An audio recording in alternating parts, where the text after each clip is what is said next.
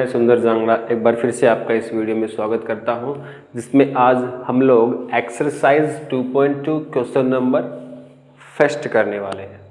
तो question number first पे discuss करने से पहले जिन भी लोगों ने मेरी इससे पहली वीडियो जो हमने बनाई थी relation between the zeros and coefficient of polynomial, अगर आपने वो वीडियो नहीं देखी है तो पहले जाके वो देखें, उसके बाद आप ये देखेंगे तो आपकी बेहतर अंडरस्टैंडिंग बनेगी पहले की बजाय। ठीक है, तो मेरी आप सभी से रिक्वेस्ट है कि डायरेक्ट इस वीडियो पे ना आए, पहले जाके वो वीडियो देखें जिसको समझना है। ठीक है, और जिसको यहाँ से नोट डाउन करके अपने फेयर नोटबुक में नोट करना है वो डायरेक्ट यहाँ से कर सकता है, लेकिन जिसकी अंडरस्टैंडिंग अच्छी है वो भी यहाँ से पढ़ सकता है। लेकिन जिसको अपना बेस क्लियर करना है वो जाके पहले वीडियो देखें, उसके बाद इस वीडियो पे आएंगे तो बिल्कुल सब इजी लगेगा आपको। ठीक है, तो चलिए हम डिस्कस कर लेते हैं एक्सरसाइज 2.2 क्वेश्चन नंबर फर्स्ट के पार्ट फर्स्ट पे।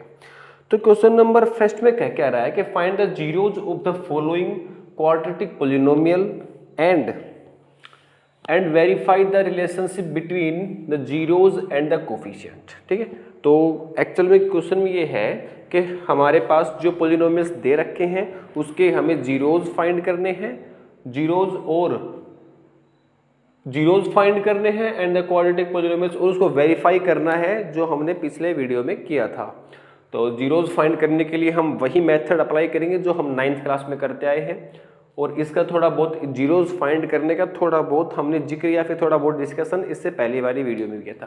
तो चलिए एक बार फिर से इसके जीरोज फाइंड करते हैं। तो मैं यहाँ पे फर्स्ट वाली जो इक्वेशन है उसको यहाँ पे लिख दे रहा हूँ, x की पावर 2 माइनस 2x माइनस 8। किसी भी पॉलिनोमियल्स के अगर आप जीरोज फाइंड कर रहे हैं तो डायरेक्ट एक ही मेथड है कि जो भी पॉलिनोमियल है उसको हम जीरो के इक्वल रख देते हैं। ठीक है, जीरो के इक्वल रख देने से हमें एक पॉलिनोमियल्स के जीरोज फाइंड करने का एक मेथड का स्टार्टअप मिल जाता है।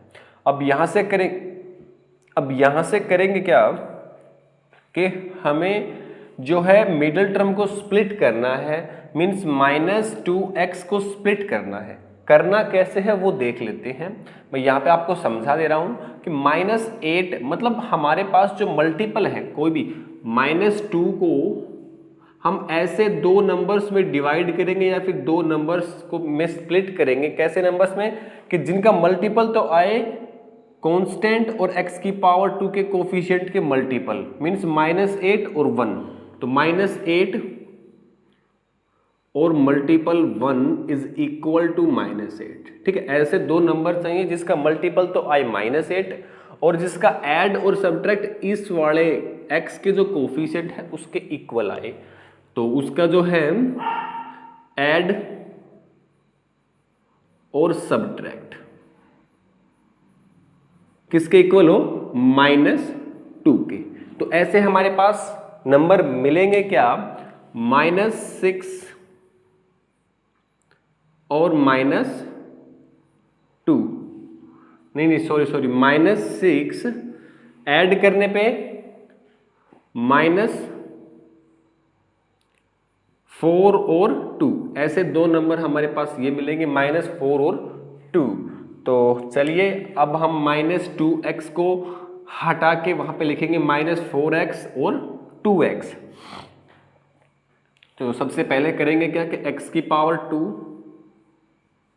यहाँ पे आ जाएगा -4x plus 2x minus 8 is equal to 0।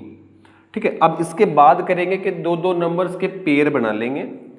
तो एक तो पेयर ये और एक पेयर ये, इनमें से जो नंबर कॉमन है वो कॉमन निकाल लेंगे। तो इनमें से कॉमन क्या है, x कॉमन है, x कॉमन निकालेंगे तो अंदर बचेगा x -4 और यहां से 2 कॉमन निकलेगा, 2 कॉमन निकालेंगे तो +2 कॉमन निकालेंगे, x -4 इज इक्वल टू 0। ठीक है, अब एक बार फिर से आप ये देख रहे हैं कि x -4 और x -4 दोनों में से क्या है, कॉमन है। तो दोनों में से कॉमन है तो उसे फिर से कॉमन निकाल लेंगे। तो ये हो जाएगा x minus 4 common.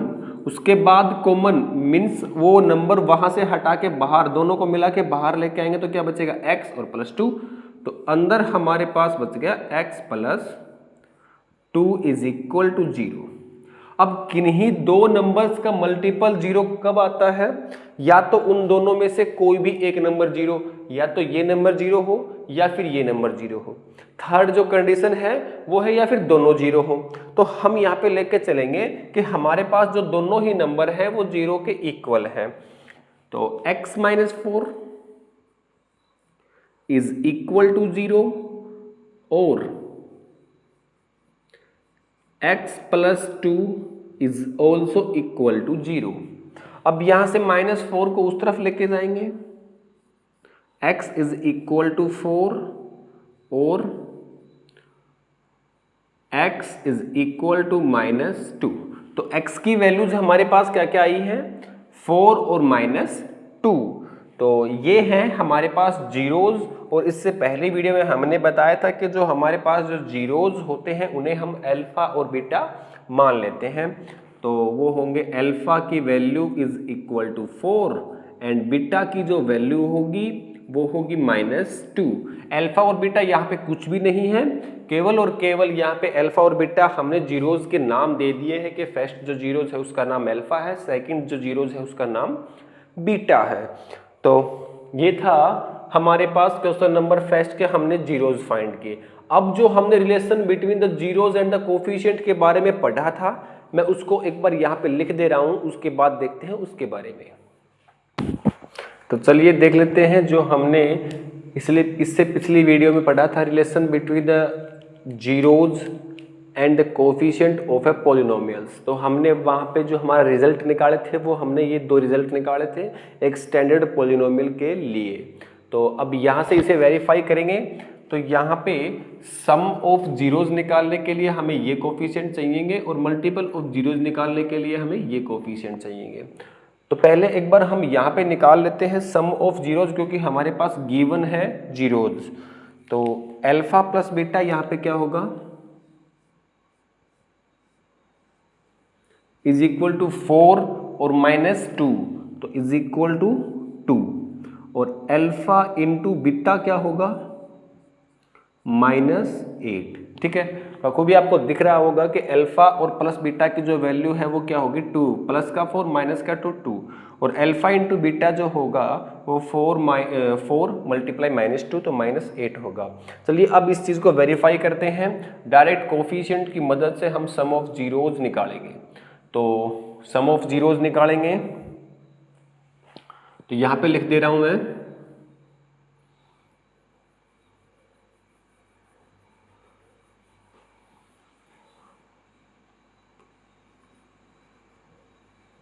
Some of zeros is equal to -b/a। ठीक है, और अच्छा सम ऑफ जीरोज का मतलब होता है अल्फा प्लस बीटा।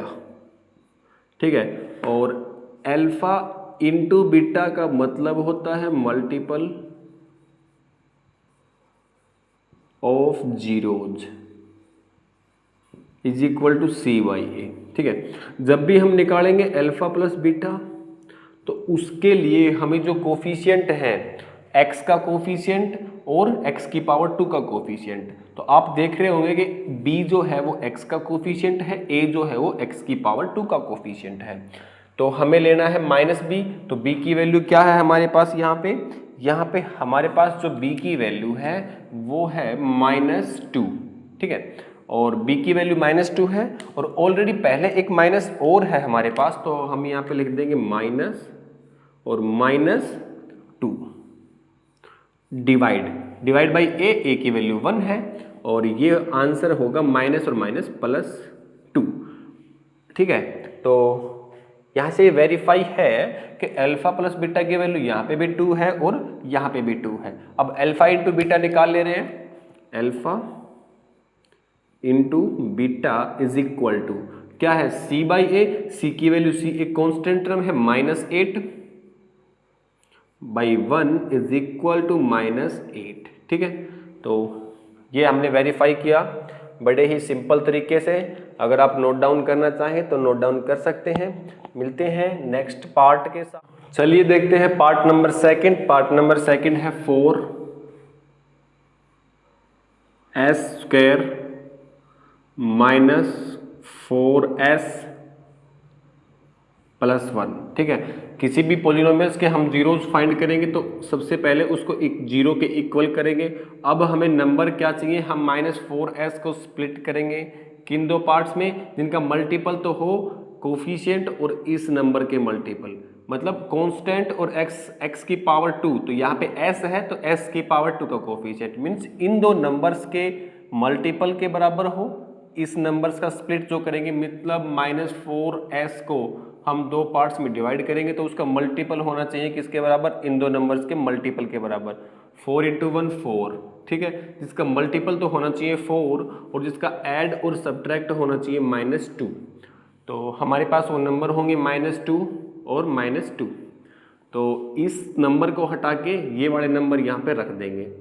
तो ये होगा 4s² minus 2s minus 2s plus 1 is equal to 0। अब यहाँ से 2s कॉमन निकाल लेंगे, अंदर बचेगा 2 और s माइनस 1।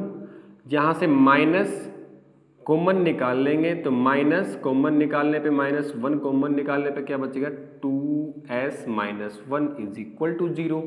ठीक है, अब 2s माइनस 1 और 2s माइनस 1 फिर से कॉमन है, ये भी कॉमन। अब अंदर बचेगा 2s minus 1 is equal to also 0। अब दो नंबर्स का मल्टीपल 0 के इक्वल है means 2s minus 1 is equal to 0 और 2s minus 1 is also equal to 0। अब यहाँ से करेंगे क्या कि सेम ही नंबर है तो रूट सेम ही आएंगे, तो 2s इज इक्वल टू 1 और s इज इक्वल टू 1/2 होगा। ठीक है, तो जो s की जो वैल्यू है मीन्स अल्फा और बीटा हमारे पास क्या आएंगे, सेम ही आएंगे, तो s की वैल्यू यहाँ पे भी 1/2 ही होगी। तो अल्फा की वैल्यू भी 1/2 और बीटा की वैल्यू भी 1/2। ठीक है, तो अब इन्हें हम वेरीफाई करेंगे। वेरीफाई करने के लिए पहले हम निकालेंगे अल्फा प्लस बीटा। तो अल्फा प्लस बीटा निकालेंगे, 1/2 प्लस 1/2 इज इक्वल टू 1 होता है, और अल्फा इंटू बीटा निकालेंगे तो 1/2 इंटू 1/2 इज इक्वल टू 1/4 होता है। ठीक है, अब इसको यहाँ पे वेरीफाई कर लेते हैं। तो वेरीफाई करने के लिए हम ये वाले दोनों फॉर्मूले यूज करेंगे। तो कहेंगे क्या कि sum of zeros is equal to -b/a, और सम ऑफ जीरोज का मतलब अल्फा प्लस बीटा। जो हमारे पास जीरोज है वो अल्फा और बीटा ही है, उनका सम निकालेंगे तो alpha plus beta is equal to minus तो है ऑलरेडी पहले और -4 हमारे पास और है, और डिवाइड बाई ए की वैल्यू 4 है, तो ये होगा minus minus plus 4/4 is cut के आ गया जब 1। अब ऐसे ही अल्फा इंटू बीटा की वैल्यू फाइंड करेंगे, मतलब multiple of zeros.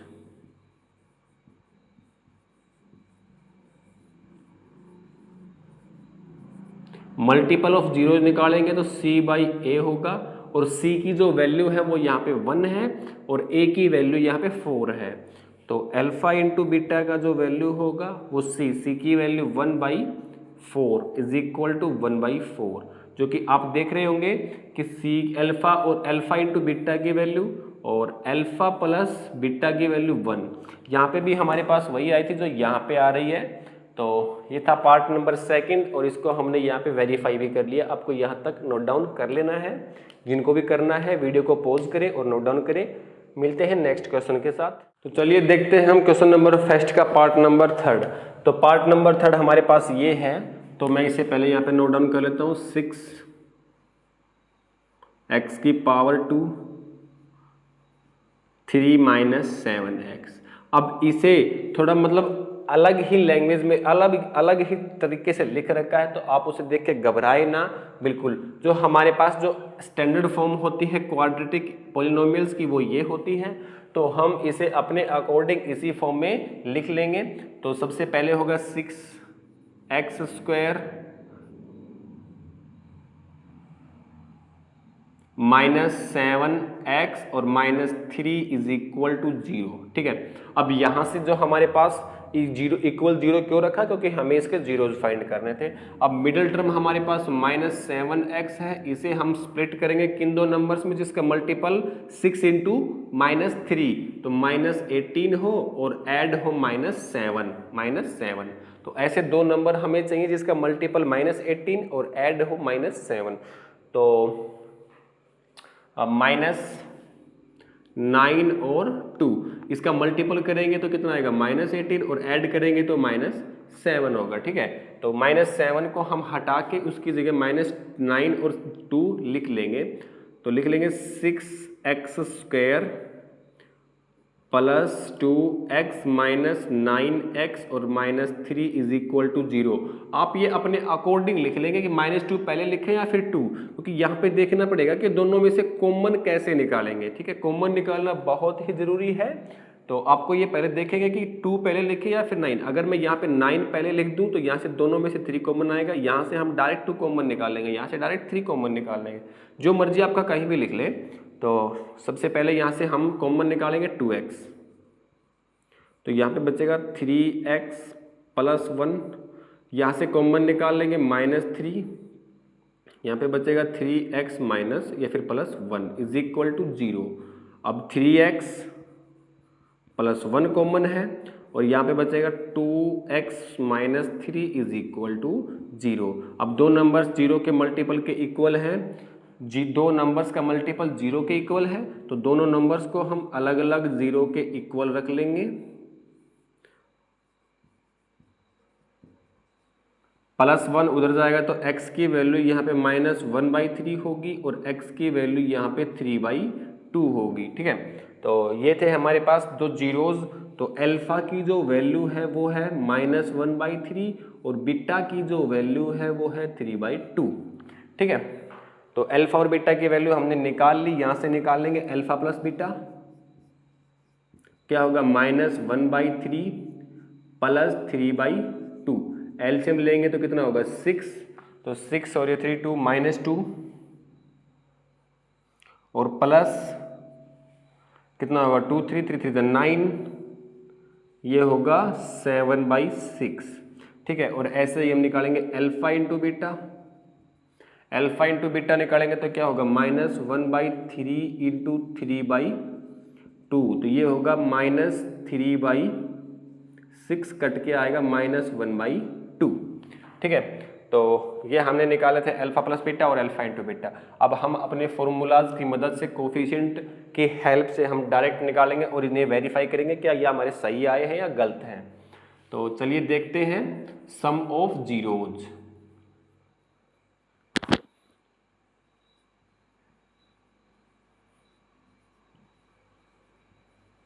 Is equal to -b/a।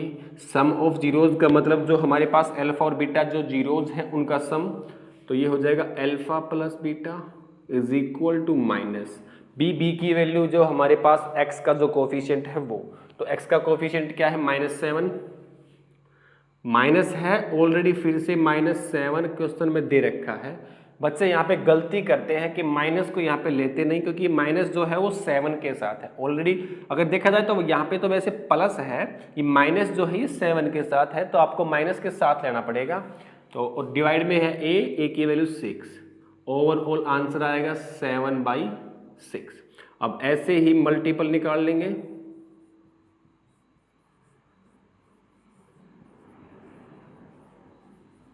Is equal to c/a।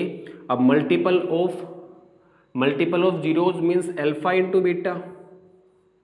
Alpha into beta का मतलब ये हुआ कि कांस्टेंट टर्म हमारे पास 3 है, तो ये हो जाएगा -3/6 और इसे डिवाइड करेंगे तो -1/2 ही आएगा। तो आप देख रहे होंगे कि इससे भी वही आंसर आ रहा है जो इससे आ रहा था, तो ये हमने यहाँ पे वेरीफाई कर दिया। ये था पार्ट नंबर 3। चलिए अब हम लोग मिलेंगे पार्ट नंबर 4 पे। तब तक आप इसे नोट डाउन कर लीजिए, वीडियो को पॉज करें और इसे नोट डाउन कर लीजिए। मिलते हैं पार्ट नंबर 4 के साथ। चलिए अब हम लोग देखते हैं पार्ट नंबर 4। पार्ट नंबर 4 को मैं यहाँ पे लिख दे रहा हूँ 4u² प्लस 8u। ठीक है, यहाँ से इसके क्या निकालेंगे, जीरोज निकालेंगे। तो सबसे पहले इसे 0 के इक्वल करेंगे और यहाँ से देख रहे हैं कि u पहले ही दोनों में से 4u तो दोनों में से कॉमन आ रहा है तो उसे कॉमन ले लेंगे। तो ये हो जाएगा 4u इंटू में क्या बच रहा है u प्लस 4 और u plus 2 is equal to 0। अब ये दोनों नंबर्स 0 के इक्वल है, मल्टीपल दोनों नंबर्स का 0 के इक्वल है।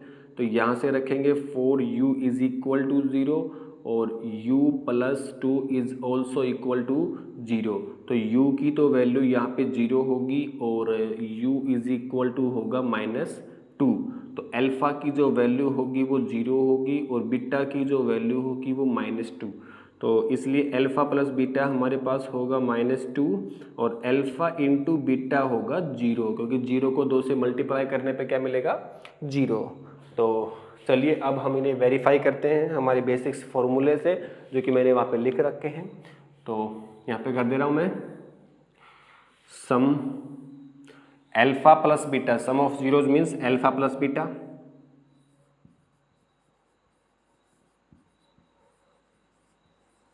Is equal to -b/a। ठीक है, अल्फा प्लस बीटा का मतलब हो गया alpha plus beta is equal to minus b. B की वैल्यू क्या है हमारे पास, बी की वैल्यू है 8 और a की वैल्यू है 4। इसे कट करेंगे तो कितना होगा -2 आंसर आएगा। अब देख लेते हैं अल्फा इंटू बीटा क्या होगा। अल्फा इंटू बीटा मैं यहाँ पे निकाल दे रहा हूँ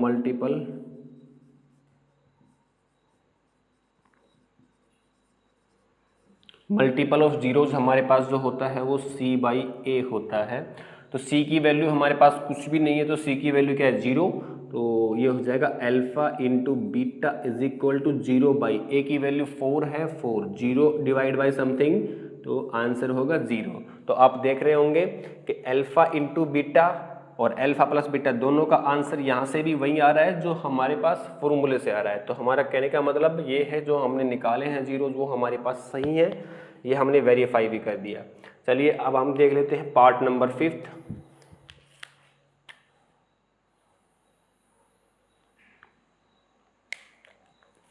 तो देखते हैं पार्ट नंबर, ये था पार्ट नंबर 4।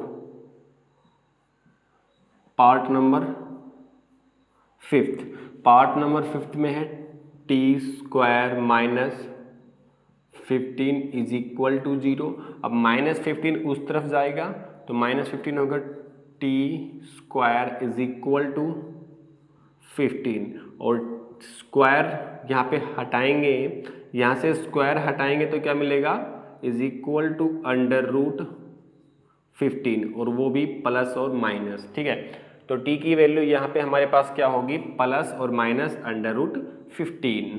तो t की वैल्यूज 2 होंगी। क्या अल्फा की वैल्यू ले लेंगे हम पॉजिटिव √15 और बीटा की वैल्यू हम ले लेंगे नेगेटिव √15। ठीक है, तो चलिए अब निकालते हैं alpha plus beta. Alpha plus beta निकालेंगे तो अल्फा प्लस बीटा यहाँ से निकालेंगे √15 minus √15 is equal to 0।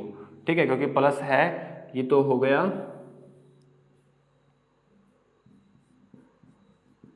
Positive, ये पॉजिटिव ये नेगेटिव, आंसर क्या होगा 0। अब अल्फा इंटू बीटा निकालेंगे तो इज इक्वल टू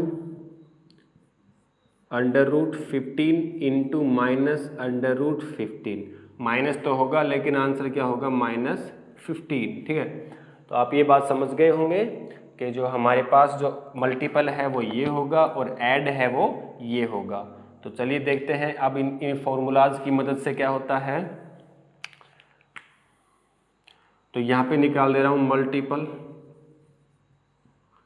ऐड या फिर सम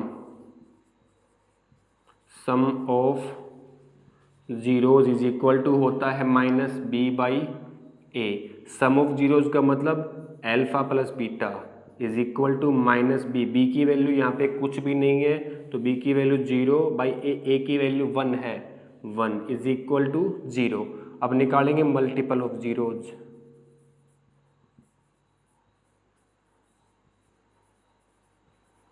मल्टीपल ऑफ 0 निकालेंगे तो क्या होगा c/a। अब c की जो वैल्यू है वो यहाँ पे -15 है और a की जो वैल्यू है वो 1, तो इसका आंसर होगा -15 और ये क्या होगा अल्फा इंटू बीटा। ठीक है, तो जो हमने यहाँ पे निकाले थे अल्फा प्लस बीटा 0 और अल्फा इंटू बीटा -15, वही हमारे पास यहाँ पे भी वही आंसर आ रहा है। तो मतलब हमने जो क्वेश्चन किया था वो हमारा बिल्कुल सही था और यहाँ से हमें उसे वेरीफाई भी कर लिया। तो ये था हमारा पार्ट नंबर 5। चलिए देखते हैं पार्ट नंबर 6 पे। तो इससे नोट डाउन कर लीजिए, मिलते हैं पार्ट नंबर 6 के साथ। तो चलिए अब हम लोग देख लेते हैं पार्ट नंबर 6। मैं यहाँ पे लिख दे रहा हूँ 3x² minus x minus 4 is equal to 0। हमने इसे 0 के इक्वल कर लिया। 0 के इक्वल हम यूँ कर रहे हैं क्योंकि इसके हमें जीरोज फाइंड करने हैं। तो किसी भी पॉलिनोमियल्स के हम जीरोज फाइंड करेंगे तो उसे 0 के इक्वल कर लेंगे। ये हमने अभी तक पिछले वाले जितने भी पार्ट्स थे उनमें सभी में किया था। तो अब हमें -1 को ऐसे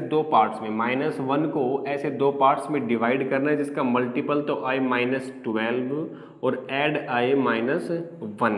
ठीक है, तो ऐसे नंबर होंगे -4 और 3। इनका मल्टीपल करेंगे तो -12 होगा और इन्हें ऐड करेंगे तो -1 होगा। तो माइनस ये तो होगा 3x² plus 3x minus 4x और -4 इज इक्वल टू 3। यहाँ से 3x कॉमन होगा, यहाँ पे बचेगा x प्लस 1, यहाँ से -4 कॉमन होगा, यहाँ से बचेगा x plus 1 is equal to 0। अब यहाँ से क्या करेंगे x प्लस 1 दोनों में कॉमन है, यहाँ पे बचेगा 3x minus 4 is equal to 0। अब दो नंबर्स का मल्टीपल 0 के इक्वल है तो means x plus 1 is equal to 0 और 3x minus 4 is equal to 0। अब +1 उस तरफ जाएगा तो ये होगा x इज इक्वल टू -1 और 3x minus is equal to -4 उस तरफ जाएगा तो पॉजिटिव और x की वैल्यू होगी 4/3। तो अल्फा की जो वैल्यू है वो -1 और बीटा की जो वैल्यू है वो 4/3 है। अब हम यहाँ से अल्फा प्लस बीटा निकाल लेंगे तो अल्फा प्लस बीटा क्या होगा वो देख लेते हैं। -1 प्लस 4/3 एलसीएम लेंगे तो 3 होगा, -3 plus 4 is equal to 1/3। Alpha plus beta की वैल्यू क्या होगी 1/3। ऐसे ही निकाल लेंगे अल्फा इंटू बीटा और अल्फा इंटू बीटा की जो वैल्यू है वो होगी -1 इंटू दिस, तो ये हो जाएगा -4/3। ठीक है, तो ये था क्वेश्चन नंबर 4 के जीरोज। अब हम इन्हें क्वेश्चन नंबर 6 के जीरोज अब हम इन्हें इस वाले फॉर्मूले से वेरीफाई करेंगे। तो सबसे पहले निकाल लेंगे sum of zeros is equal to -b/a और सम ऑफ जीरोज का मतलब इन दोनों नंबर्स के जो जीरोज हैं उनका सम निकालेंगे तो alpha plus beta is equal to -b और जो b की वैल्यू है वो 1 है, -1 है और a की वैल्यू 3 है, तो इसका आंसर क्या होगा 1/3। ऐसे ही निकालेंगे मल्टीपल ऑफ जीरोज।